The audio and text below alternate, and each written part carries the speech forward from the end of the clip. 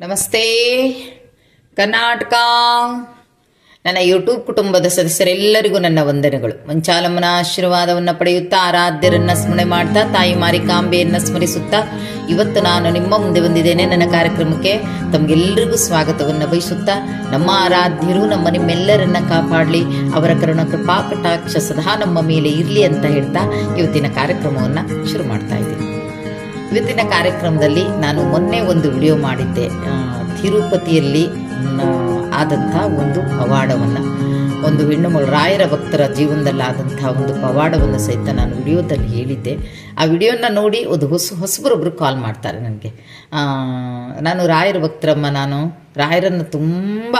ರಾಯರನ್ನು ಮತ್ತು ತಿರುಪತಿ ತಿಮ್ಮಪ್ಪನ ತುಂಬ ಆರಾಧನೆ ಮಾಡ್ತೀನಮ್ಮ, ನಾನು ಏಕಾದಶಿಯನ್ನು ಆಚರಣೆ ಮಾಡ್ತೀನಮ್ಮ ನಾನು ಅಂತ ಅಂದರು.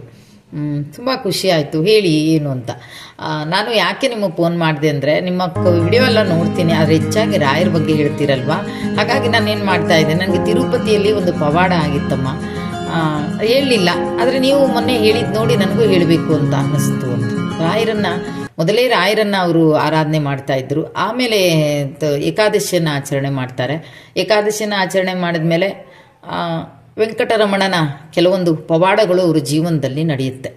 ಜೊತೆಗೆ ಇನ್ನೊಂದು ಏನು ಅಂದ್ರಮ್ಮ, ರಾಯರನ್ನು ನಂಬುದವರು ವೆಂಕಟರಮಣನ ಭಜಿಸಲೇಬೇಕು, ಜೊತೆಗೆ ಏಕಾದಶಿ ಮಾಡಿದರೆ ತುಂಬ ಒಳ್ಳೆಯದಮ್ಮ. ಈಗಂದರೆ ತುಂಬ ಜನ ಏಕಾದಶಿಯನ್ನು ಮಾಡೋಕ್ಕೆ ಭಯ ಪಡ್ತಾರೆ, ಆಗಲ್ಲ ಎಷ್ಟೋ ಜನರಿಗೆ. ನನಗೆ ತುಂಬ ಜನರಿಗೆ ಹೇಳ್ತೀನಿ ಏಕಾದಶಿ ಮಾಡಿ ಅಂತ. ಅದು ಮಾಡುವ ರೀತಿಯನ್ನು ಸ್ವಲ್ಪ ಬದಲಾವಣೆ ಮಾಡ್ತೀನಿ ಅವರಿಗೆ. ಯಾಕಂದರೆ ಒಂದೇ ಸಲ ಪಾಪ ಬೆಳಿಗ್ಗೆಯಿಂದ ಸಂಜೆರಿಗೆ ಹಾಗೇ ಇರಿ, ಏನೂ ತಿನ್ನಬೇಡಿ, ಅನ್ನ ಊಟಬೇಡಿ. ಕೆಲವರಿಗೆ ಅನ್ನ ಅಂದರೆ ಪಂಚಪ್ರಾಣ, ಅವ್ರಿಗೆ ಅನ್ನ ಊಟ ಮಾಡಿದ್ರೇ ದೇಹದಲ್ಲಿ ಶಕ್ತಿ, ಮತ್ತು ಇನ್ಯಾವುದು ತಿಂದರೂ ಅವ್ರಿಗೆ ದೇಹದಲ್ಲಿ ಶಕ್ತಿ ಅಂತೂ ಖಂಡಿತ ಅವ್ರಿಗೆ ಬರೋದಿಲ್ಲ. ಮಾಡಿ ಅಂದಾಗ, ಇಲ್ಲಮ್ಮ ನೀನು ಮಾಡ್ದಂಗೆಲ್ಲ ನಮ್ಮ ಹತ್ರ ಮಾಡೋಕ್ಕಾಗಲ್ಲಮ್ಮ, ತುಂಬ ಕಷ್ಟ ಆಗುತ್ತಮ್ಮ ಅಂತ. ನಾನು ಹೇಗಿರ್ತೀನಿ ಅಂದರೆ, ಒಂದು ಲೋಟ ಹಾಲು ನಾನು ಕುಡಿದ್ರೆ ಒಂದು ಲೋಟ ಹಾಲು, ಇಲ್ಲ ಅಂದರೆ ಏನಾದರೂ ಒಂದು ಹಣ್ಣು ತೊಗೊಂಡೆ ಅಂದರೆ ನಾನು ಸಂಜೆ ತನಕ ಏನನ್ನೂ ತೊಗೊಳ್ಳಲ್ಲ. ಒಂದು ಲೋಟ ಹಾಲು ತೊಗೊಂಡೆ ಅಂದರೆ ಮತ್ತೆ ಏನೊಂದು ತೊಗೊಳ್ಳಲ್ಲಮ್ಮ. ಬೆಳಿಗ್ಗೆ ಪೂಜೆ ಮುಗಿಯುವುದೇ ಸುಮಾರು ಹೊತ್ತು ಆಗಿಬಿಡುತ್ತೆ, ಆಮೇಲೆ ಒಂದು ಲೋಟ ಹಾಲು ಕುಡಿತೀನಿ, ಇಲ್ಲಾಂದರೆ ಏನಾದರೂ ಒಂದು ಹಣ್ಣು ತಿಂತೀನಮ್ಮ ಅಷ್ಟೇ. ಇಲ್ಲಾಂದರೆ ಅದೇ ಹಣ್ಣನ್ನು ಜ್ಯೂಸ್ ಮಾಡ್ಕೊ ಕುಡಿತೀನಿ, ಅಷ್ಟು ಮಾಡೋದು ಬಿಟ್ಟರೆ ಮತ್ತೆ ಇನ್ನೇನು ಮಾಡಲ್ಲ. ಹಾಗಂತೇಳಿ ನಾವು ಏಕಾದಶಿಯನ್ನು ಮಾಡಿ ಅಂತೇಳಿ ಅವ್ರಿಗೆ ಒತ್ತಡವನ್ನು ಹಾಕುವ ಆಗಿಲ್ಲ. ಯಾಕಂದರೆ ಏಕಾದಶಿ ಉಪವಾಸ ಅಂದರೆ ಎಲ್ಲ ಉಪವಾಸದ ನಮ್ಮನೆ ಅಲ್ವಾ. ಕೆಲವರು ಅಯ್ಯೋ ಮಾಡೋಕ್ಕಾಗಲ್ಲ, ಇನ್ನು ಕೆಲವ್ರಿಗೆ ಮನಸ್ಸಿರುತ್ತೆ ಅಯ್ಯೋ ಮಾಡ್ತಿದ್ದೆ ಆದರೆ ನನಗೆ ಆಗೋದಿಲ್ವಲ್ಲ ಅಂತ. ಆಗ ನಾನೊಂದು ಇದನ್ನು ಹೇಳ್ಕೊಡ್ತೀನಿ ಅವ್ರಿಗೆ. ಯಾವ ರೀತಿ ಹೇಳ್ಕೊಡ್ತೀನಿ ಅಂದರೆ, ಒಂದು ಕೆಲಸ ಮಾಡಿ ನೀವೀಗ ಏನು ಮಾಡಬೇಕು ಅಂದರೆ, ಬೆಳಿಗ್ಗೆ ಪೂಜೆ ಮಾಡ್ತೀರಿ. ಬೆಳಿಗ್ಗೆ ಹಾಗಂತ 9:30 10 ಗಂಟೆ ಆಗುತ್ತೆ ಪೂಜೆ ಮಾಡೋದು. ಪೂಜೆ ಮಾಡಿ 10 ಗಂಟೆ ಆದಮೇಲೆ ಮಧ್ಯಾಹ್ನ ತನಕ ಹಾಗೆ ಇರಿ. ಮಧ್ಯಾಹ್ನ ತನಕ ಏನನ್ನೂ ಸೇವಿಸ್ಬಿಡಿ. ದೇವರಲ್ಲಿ ಮೊದಲೇ ಹೇಳ್ಕೊಡಿ, ಉಪವಾಸ ಪೂರ್ತಿ ಮಾಡೋಕ್ಕಾಗ್ತಿಲ್ಲ ಆದರೆ ಮಾಡ್ತೇನೆ ಅನ್ನುವ ವಿಶ್ವಾಸ ನಿಮ್ಮಲ್ಲಿರಬೇಕು. ನನಗೆ ಇಷ್ಟು ದಿವಸ ಹೀಗೆ ಮಾಡಿ ಆಮೇಲೆ ಒಂದು ಸ್ವಲ್ಪ ದಿನಗಳನ್ನು ಜಾಸ್ತಿ ಮಾಡ್ತಾ ಹೋಗಿ ನಾನು ಉಪವಾಸನ ಮಾಡಬಲ್ಲೆ ಅನ್ನೋ ಧೈರ್ಯ ನಿಮ್ಮಲ್ಲಿ ಮೂಡಬೇಕು ಅಂದರೆ ಮಧ್ಯಾಹ್ನ ತನಕ ಹಾಗೆ ಇರಿ, ಏನು ತಿನ್ನಬೇಡಿ. ಮಧ್ಯಾಹ್ನ ತನಕ ಹಾಗೆ ಇರಿ. ಆಮೇಲೆ ಮತ್ತೆ ಕೈಕಾಲು ಮುಖ ತೊಳೆದು ಅಥವಾ ಇನ್ನೊಂದು ಸ್ನಾನ ಮಾಡಿ ದೇವರಿಗೆ ಮತ್ತೊಂದು ದೀಪವನ್ನು ಹಚ್ಚಿ ಮತ್ತೆ ನಮಸ್ಕಾರವನ್ನು ಮಾಡಿ, ಆಯ್ತಪ್ಪ ನನ್ನ ಏಕಾದಶಿ ಮಾಡೋದು ಖಂಡಿತವಾಗಿಯೂ ಹಿಂಗಲ್ಲ, ಆದರೂ ನಾನು ಹೇಳ್ಕೊಡ್ತೀನಿ ಕೆಲವರಿಗೆ. ಆವಾಗ ಅನ್ನ ಊಟ ಮಾಡಿ. ಇಲ್ಲ ಇನ್ನು ಕೆಲವ್ರಿಗೆ ಹೇಳ್ತೀನಿ, ಸ್ವಲ್ಪ ಇರ್ತೀನಿ ಅನ್ನೋರಿಗೆ ಒಂದು ಕೆಲಸ ಮಾಡಿ, ಒಂದು ಲೋಟ ಹಾಲು ಕುಡೀರಿ. ಮಧ್ಯಾಹ್ನ ಆಗಲ್ಲ, ನಂತರ ಕಷ್ಟ ಆಗುತ್ತೆ, ಏನಾದರೂ ಚಪಾತಿ ಮಾಡ್ಕೊಳ್ತೀನಿ, ಲೈಟ್ ಆಗ್ತೀನಿ, ಹೊಟ್ಟೆ ತುಂಬ ತಿನ್ನಬೇಡಿ ಅಂತ. ಇನ್ನು ಕೆಲವರಿಗೆ ಪಾಪ ಅನ್ನ ಬಿಟ್ಟರೆ ಆಗಲ್ಲ ಅನ್ನೋರಿಗೆ ಏನು ಮಾಡ್ತೀನಿ, 1 ಗಂಟೆ ತನಕ ಹಾಗೆ ಇರಿ. 1 ಗಂಟೆ ಮೇಲೆ ಊಟ ಮಾಡಿ. ಆಯಿತು, ನೀವು ಅಂದರೆ ಅರ್ಪಣೆ ಮಾಡಿ ಅವನಿಗೆ. ನಾವೆಲ್ಲ ಸಂಜೆ ತನಕ ಮಾಡ್ತೀರಿ, ಆದರೆ ನಿಮ್ಮ ಹತ್ರ ಆಗಲ್ಲ, ನೋಡಪ್ಪ ಇವತ್ತು ಇಷ್ಟೋ ತನಕ ಉಪವಾಸ ಇದ್ದೀನಿ, ಇನ್ಮೇಲೆ ನಾನು ಅನ್ನ ಊಟ ಮಾಡ್ತೀನಿ ಅಂತ ಇನ್ನೊಂದು ಏಕಾದಶಿಗೆ ಪ್ರಯತ್ನ ಮಾಡಿ. 1 ಗಂಟೆಗೆ ಊಟ ಮಾಡಿದವರು ಮತ್ತೆ 2 ಗಂಟೆ ಹತ್ತಿರಕ್ಕೆ ಹೋಗಿ. ಹಾಗೇ ನೀವು ಪ್ರತಿ ಸಲ ಒಂದೊಂದು ತಾಸು ಜಾಸ್ತಿ ಮಾಡ್ತಾ ಹೋದಾಗ ನಿಮ್ಗೇನು ಅನಿಸುತ್ತೆ, ನಾನು ಮಾಡಬೇಕು, ಎಲ್ಲಕ್ಕಿಂತಲೂ ಹೆಚ್ಚಾಗಿ ಏಕಾದಶಿ ಉಪವಾಸವನ್ನು ನಾನು ಮಾಡಬೇಕು.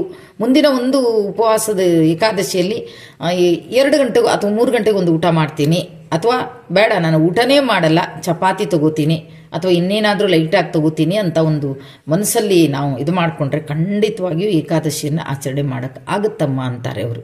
ಯಾರಿಗೂ ನಾವು ಒಂದೇ ಸಲ ನೀವು ಮಾಡಿ ನಿರಾಹಾರ ಇರಿ, ಹಾಗಿರಿ ಹೀಗಿರಿ, ತಿನ್ನಬೇಡಿ ತಿನ್ನಬೇಡಿ ಅಂದರೆ ಕಷ್ಟ ಆಗುತ್ತಮ್ಮ. ಹಾಗಾಗಿ ಏಕಾದಶಿ ಉಪವಾಸವನ್ನು ನಾವು ಮಾಡುವುದರಿಂದ ರಾಯರು ತುಂಬ ಇಷ್ಟಪಡ್ತಾರೆ. ಇದಂತೂ ಖಂಡಿತ ತುಂಬ ವಿಡಿಯೋದಲ್ಲೂ ಹರಿದಾಡ್ತಾ ಇದೆ ಈಗ. ಅಂದರೆ ರಾಯರು ತುಂಬ ಇಷ್ಟಪಡ್ತಾರೆ, ಇದು ಖಂಡಿತ ಹೌದಮ್ಮ. ನೀವು ಎಲ್ಲಿ ಯಾವುದೇ ದೇವಸ್ಥಾನಕ್ಕೆ ಹೋಗಿ ನಾವು ಫಸ್ಟ್ ಕರೆಯೋದೇ ನಮ್ಮ ರಾಯರನ್ನು. ನೀವು ಯಾವ ದೇವಸ್ಥಾನಕ್ಕೆ ಹೋಗಿ, ದೇವಿ ದೇವಸ್ಥಾನಕ್ಕೆ ಹೋಗಿ, ಶಿವನ ದೇವಸ್ಥಾನಕ್ಕೆ ಹೋಗಿ, ಅಲ್ಲಿ ಮುಟ್ಟಿ ಬಾಗಿಲನ್ನು ಮುಟ್ಟಿ ನಮಸ್ಕಾರ ಮಾಡೋ ಹೊತ್ತಾಗ ರಾಯಿರೇ ಅಂತೇವೆ ನಾವು. ಅಷ್ಟು ರಾಯರು ನಮ್ಮ ಮನಸ್ಸಿನೊಳಗೆ ಕೂತ್ಬಿಟ್ಟಿದ್ದಾರಮ್ಮ. ಹಾಗೆ ಏಕಾದಶಿಯನ್ನು ಆಚರಣೆ ಮಾಡ್ತೀನಿ. ಏಕಾದಶಿ ಆಚರಣೆ ಮಾಡಿದ್ಮೇಲೆ ತುಂಬ ನನ್ನ ಜೀವನದಲ್ಲಿ ಬದಲಾವಣೆಗಳು ಮತ್ತು ಕಂಡು ಬರುತ್ತೆ. ಹಾಗೆ ತಿರುಪತಿಗೆ ಹೊರಡಬೇಕು ಅಂತ ಅನಿಸುತ್ತೆ. ಮನೆಯವ್ರ ಹತ್ರ ಎಲ್ಲ ಹೇಳ್ತೀನಿ ತಿರುಪತಿಗೆ ಹೋಗೋಣ ಅಂತ. ಅವರು ಕೆಲವೊಂದು ಕೆಲಸದ ಒತ್ತಡಗಳಿಂದ, ಬಿಸ್ನೆಸ್ಸಿನ ಒತ್ತಡಗಳಿಂದೆಲ್ಲ ಬರಲಿಕ್ಕಾಗೋದಿಲ್ಲ. ಆಗ ಏನು ಮಾಡ್ತೇನೆ, ನನ್ನ ಒಂದು ಮಗ ಇದ್ದ, ಸಣ್ಣ ಮಗ ಇದ್ದ. ಧೈರ್ಯ ಇದೆ ನನಗೆ, ನಾನು ಒಬ್ಬಳೇ ಹೋಗಿ ಬರಬಲ್ಲೆ ಅನ್ನೋ ಧೈರ್ಯ ನನಗಿತ್ತು. ಹಾಗೆ ನಮ್ಮ ಮನೆಯವರು ಬಂದರು, ಟ್ರೈನಿಗೆಲ್ಲ ಇದು ಮಾಡಿಕೊಟ್ಟು ಹೋದ್ವಿ. ನಾವು ಹೋಗಿ ಅಲ್ಲಿ ನನಗೆ 3ನೇ ದಿವಸಕ್ಕೆ ದರ್ಶನ ಸಿಕ್ತಮ್ಮ. 3ನೇ ದಿನಕ್ಕೆ ದರ್ಶನ ಸಿಕ್ತು. ನಾವೇನು ದೊಡ್ಡ ಶ್ರೀಮಂತರಂತೂ ಖಂಡಿತ ಅಲ್ಲ. ನಾನು ಅದಕ್ಕೆ ಸ್ವಲ್ಪ ಹಣಗಳನ್ನು ಹಿಡ್ಕೊಂಡು ಹೋಗಿದ್ದೆ ನಾನು. ಅಲ್ಲಿ ನನಗೆ ಒಂದು ಫ್ಯಾಮಿಲಿ ಟಚ್ ಆಗುತ್ತೆ. ಗಂಡ ಹೆಂಡತಿ 2 ಮಕ್ಕಳಿದ್ದಾರೆ, ಅವ್ರು ನನ್ನ ಜೊತೆಗೆ ಇರ್ತಾರೆ. ಅಲ್ಲಿ ಇದು ಗೊತ್ತಿಲ್ಲ ನನಗೆ, ಅವರೇನೋ ಹೇಳ್ತಾರೆ ರೂಮ್ ಇರುತ್ತೆ ಅಲ್ಲಿ ಅಂತಾರೆ. ನಾನು ಇನ್ನೂ ತಿರುಪತಿಗೆ ಹೋಗಿಲ್ಲ, ಸಣ್ಣವಳಿದ್ದಾಗ ಹೋಗಿದ್ದೀನಿ. ಅದನ್ನು ಬಿಟ್ಟರೆ ನಂಗೆ ಮತ್ತಲ್ಲಿ ಇಲ್ಲೇನು ನೆನಪಿಲ್ಲ. ಹೇಳ್ತಾರೆ ಅವ್ರ ಜೊತೆಗೆ ನಾವೆಲ್ಲ ಜೊತೆಗೆ ಇದ್ವಿ, ಜೊತೆಗೆ ಮಲಗಿದ್ವಿ ಸಹಿತ. ಅವ್ರ ಫ್ಯಾಮಿಲಿ ನಮ್ಮ ಫ್ಯಾಮಿಲಿ ಎಲ್ಲ ಜೊತೆಗೆ ಮಾತಾಡ್ತಾ, ಅಂದರೆ ಅಷ್ಟು ಕ್ಲೋಸ್ ಆಗಿಬಿಟ್ವಿ ನಾವು. ಹಾಗೆ ಅಂತೂ 3ನೇ ದಿನ ಅವರಿಗೆ ಮಧ್ಯಾಹ್ನ ಊಟ ಆದ ಮೇಲೆ ಅವರಿಗೆ ದರ್ಶನ ಸಿಗುತ್ತೆ. ಅಷ್ಟರೊಳಗೆ ಏನಾಗಿದೆ, ಮಗುವಿಗೆ ಹಸುವೆ ಆಗಿದೆ ಪಾಪ.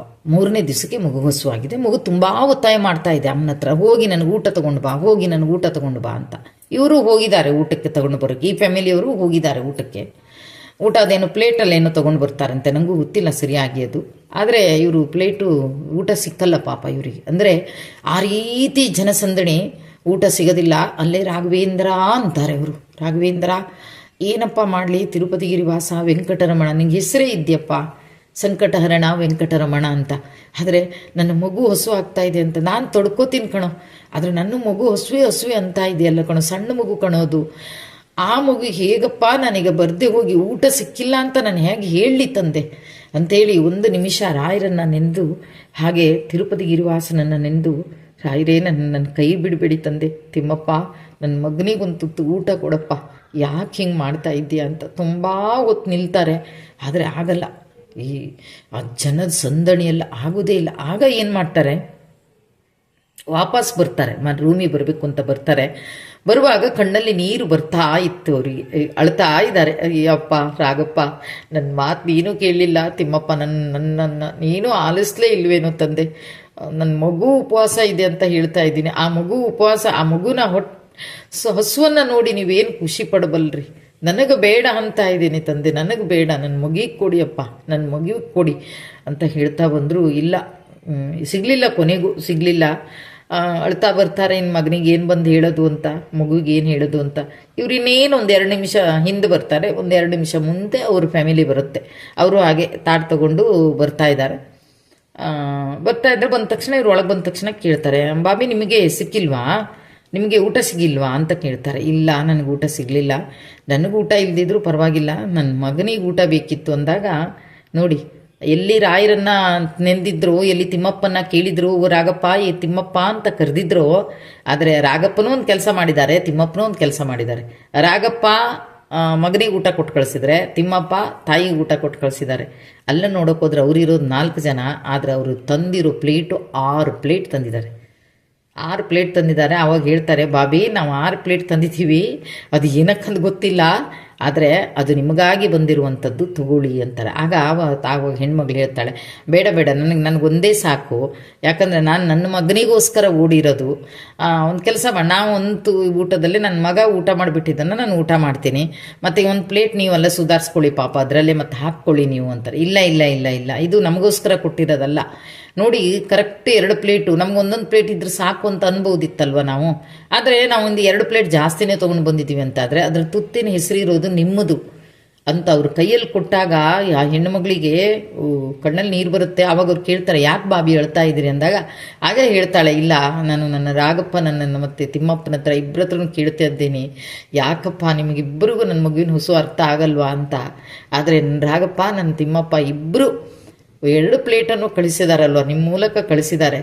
ಈ ಒಂದು ಇದಕ್ಕೆ ಏನು ಹೇಳಬೇಕು ನನಗೆ ಅರ್ಥನೇ ಆಗ್ತಾ ಇಲ್ಲ. ನಾನು ಎಷ್ಟು ಕೊಂಡಾಡಿದ್ರೂ ಅದು ಕಡಿಮೆನೇ. ನಾನಿವತ್ತು ಏನು ಏಕಾದಶಿ ಉಪವಾಸವನ್ನು ಮಾಡ್ತೀನಿ, ರಾಯರನ್ನು ಗುರುವಾರ ಉಪವಾಸ ಮಾಡ್ತೀನಿ. ಉಪವಾಸ ಮಾಡೋಕ್ಕಿಂತ ಹೆಚ್ಚು ಅವರನ್ನು ಆರಾಧನೆ ಮಾಡ್ತೀನಿ. ಅವರೇ ನನ್ನವರು, ನನ್ನ ತಂದೆ, ನನ್ನ ತಾಯಿ ಅಂತ ತಿಳ್ಕೊಂಡಿದ್ದೀನಿ. ಅಂತೂ ನನ್ನ ತಂದೆ ತಾಯಿ ನನ್ನನ್ನು ಕೈ ಬಿಡಲಿಲ್ಲ ಅಂತ ಕಣ್ಣೀರು ಹಾಕ್ತಾ ಅವರು ಊಟ ಮಾಡ್ತಾರೆ. ಊಟ ಮಾಡುವಾಗ ರಾಯರಿಗೆ ಮತ್ತು ತಿಮ್ಮಪ್ಪನಿಗೆ ವಂದಿಸ್ತಾರೆ. ಶರಣು ಶರಣು ತಂದೆ, ನನಗೆ ಕೊಡಲಿಲ್ವಲ್ಲ ನನ್ನ ಮಗುಗೆ ಅಂತ ದುಃಖದಲ್ಲಿ ಬಂದರೆ ನೀವು ಮುಂಚಿತವಾಗಿ ಕಳಿಸ್ಕೊಟ್ಬಿಟ್ಟಿದ್ರಲ್ಲಪ್ಪ ಅಂತ ಹೇಳ್ತಾರೆ.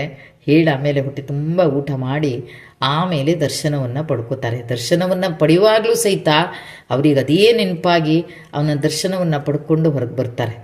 ಊಟ ಕೊಟ್ಟದಂತಹ ತಿಮ್ಮಪ್ಪ ರಾಗಪ್ಪ ಅಮ್ಮ ಇಬ್ಬರಿಗೂ ಊಟ ಕೊಟ್ಟಿದ್ದಾರೆ.